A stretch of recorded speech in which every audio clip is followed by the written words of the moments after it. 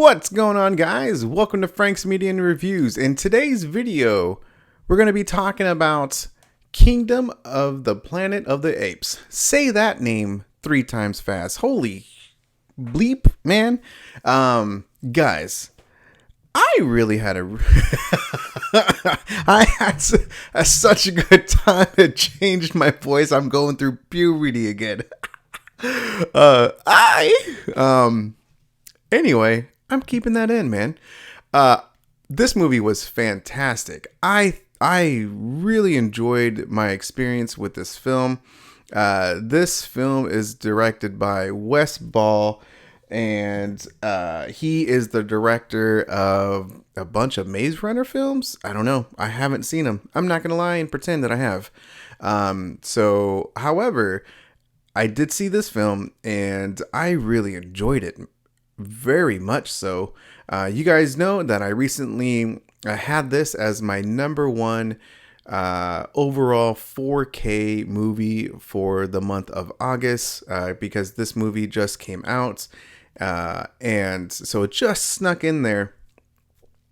But with this film, it takes place 300 years after War of the Planet of the Apes, which I think is an underrated trilogy. Rise, Dawn, and War. Just all fantastic movies. Action-packed with the later ones. Great storytelling with the first one. And the overall, the stories worked very well as a trilogy. So, guys, first of all, see that movie, man, because they do hint at of course, Caesar. Like Caesar, he's at least the lore is very pronounced with this in this movie, and so we meet Noah and his family, his tribe. They are people who are not people.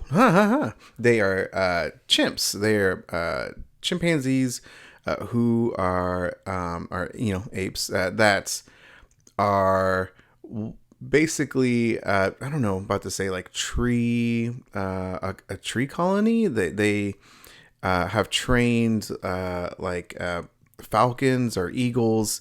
And so they are just one with those with that type of environment, and you see that there is a dispute with 2 clans.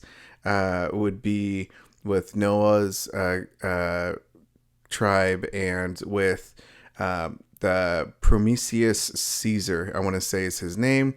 And so they capture a lot, his tribe, and they make him as prisoners, and it's you just get to see one is the storytelling.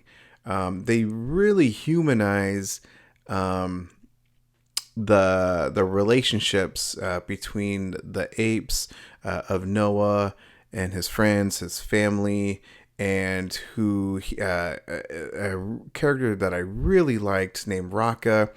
And then he later meets a character named oh gosh, what's her name? It is Nova. She's mute, and then Raka names her Nova, which is a throwback to a number of a couple of the Planet of the Apes films. The latest one was Nova was the young girl in War, and so it's just kind of cool to see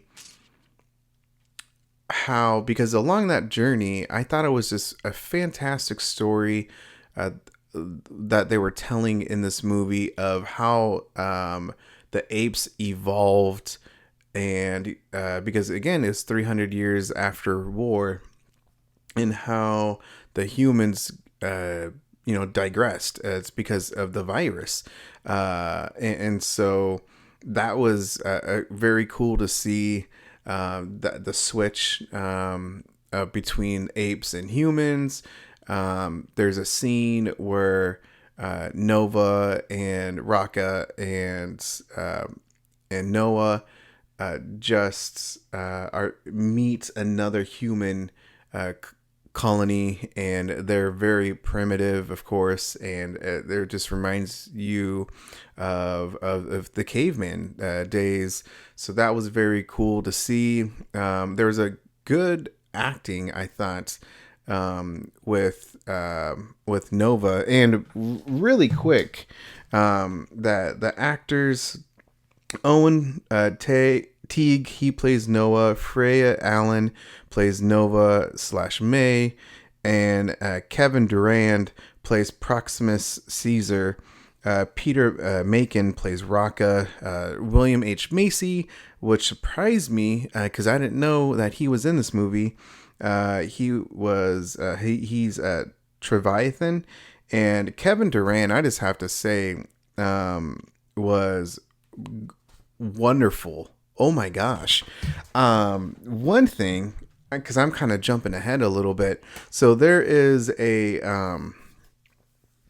in the Blu-ray, it's stated everywhere, guys, but on the Blu-ray itself, it has the movie playing alongside on top. On the top half, and the bottom half is like the storyboard, so the illustration, and then you see the actors in their whole getup, in their gear, acting out the scenes. It was very cool to see. I hope we get to see more of it, because it's to me, I thought it was pretty unique to see the actual full-length film. I didn't see the entire film again, but I did see bits and pieces of it, because I just found it very interesting. And I'll talk a little bit more about the Blu-ray and the special features as well. And so, guys, yeah, I had a very good time with this film. And really, again, the storyline is very cool. With you get to see more about a little bit of the collapse of the human civilization. The kingdom that Proximus Caesar has, how just fearful these people are that he's held captive. He is a great, intimidating actor, and the visuals to this film is phenomenal.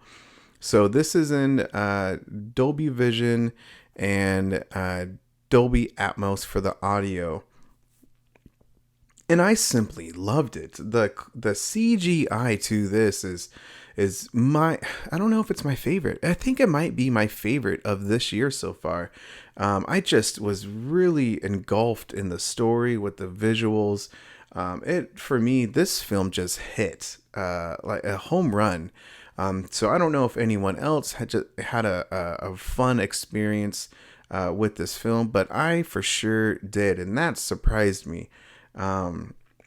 In the sense of, like, I had a very good time with the other 3 recent trilogy films, but I just had doubts with this, especially with some of the mixed reviews that I've heard.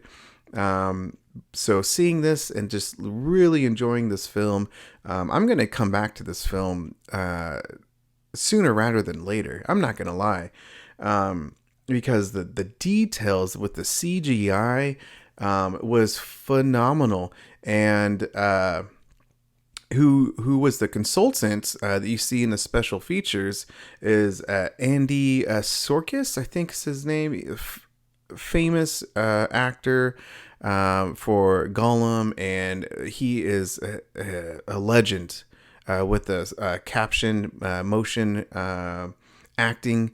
And so it was great because it was the movements to the apes and how this all blended with the human. I mean, it was just really her, but still, it was just with the overall design. I don't know, man. I could just talk about this movie for a while.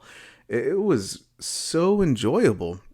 So with the HDR, the Dolby Vision. Again, it just looked fantastic. Guys, yeah, I really enjoyed this film. Sceneries were very good.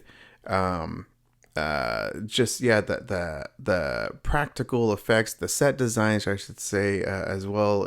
Whenever they blended in perfectly to this film, and yeah, with the audio design, the Dolby Atmos was very immersive. I thought with the subtle immersion of like there's a few scenes. One of them that I really loved was when Nova and May and Noah are captured, and when they come walking through the beach, and you get to hear just the overall the birds and the other apes making noises. You really get to hear it all around. The war scenes is very immersive. Towards the end of the film, at the silo when the waves are crashing in, it seemed pretty thunderous. At least the bass was pretty impactful. And it was just very immersive with the overall audio design for this film. So I'm not gonna lie, I think, because we're in September now, I think this is going to be like in my top 10 of combining the visuals and the audio, because this was a home run experience. So I am just shocked. With the Blu-ray, I talked about how there's the how the behind the scenes scenes action with blended in with the film, and then also there's about a 23-minute featurette of the film, and then there's an deleted scenes, extended cuts as well.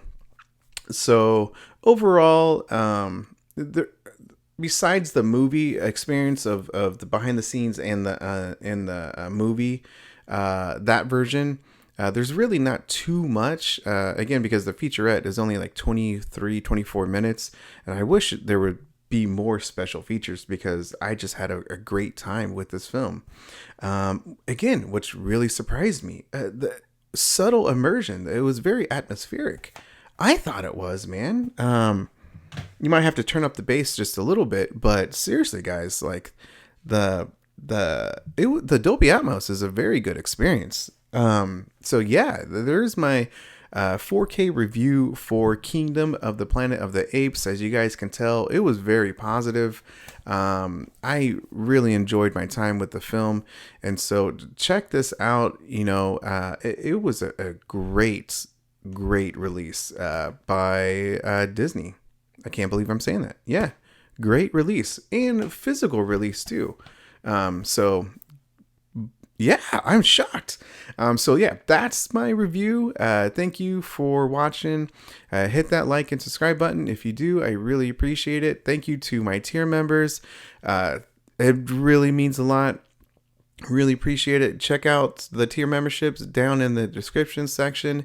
And I'm shocked, guys. I am literally shocked of how good this film was for me. So thanks, guys, for watching the video, and have a good one.